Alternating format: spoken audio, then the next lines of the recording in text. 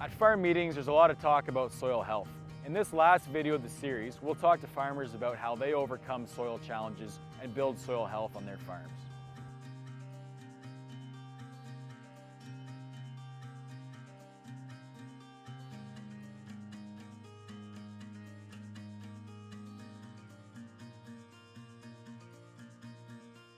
So obviously, there's a focus on corn for strip tillage.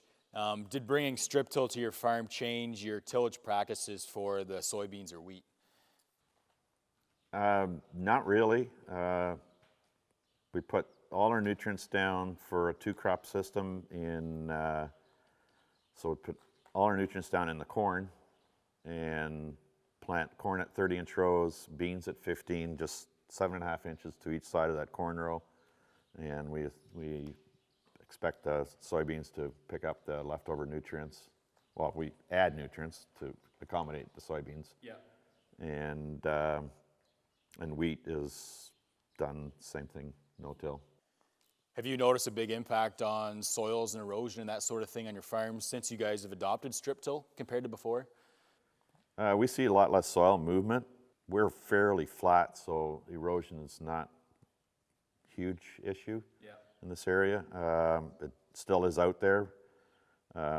We saw how you can hide erosion with a conventional system. You just you fill in the rills and whatever are created by water movement,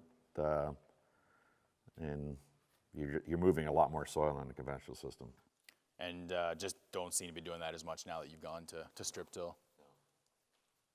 So considering your strip till, what do you think has been the biggest soil benefit from that? And do you think your soils are healthier since you started strip tilling?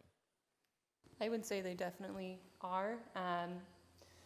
You can walk into a field now after a rainstorm and your boots aren't covered in mud, right? So the trafficability, like the movement across fields is a lot better.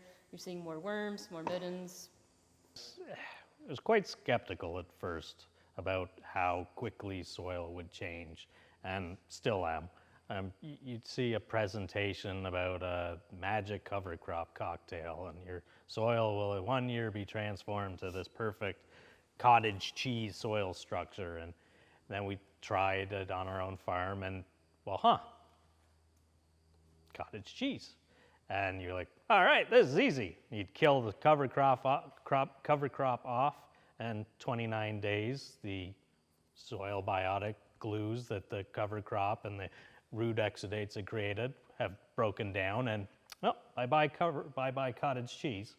And so we were creating what we wanted, but we weren't able to keep it. And it's really, really hard to put a number on soil health. Ken, what role does strip till play in your long-term vision for the farm?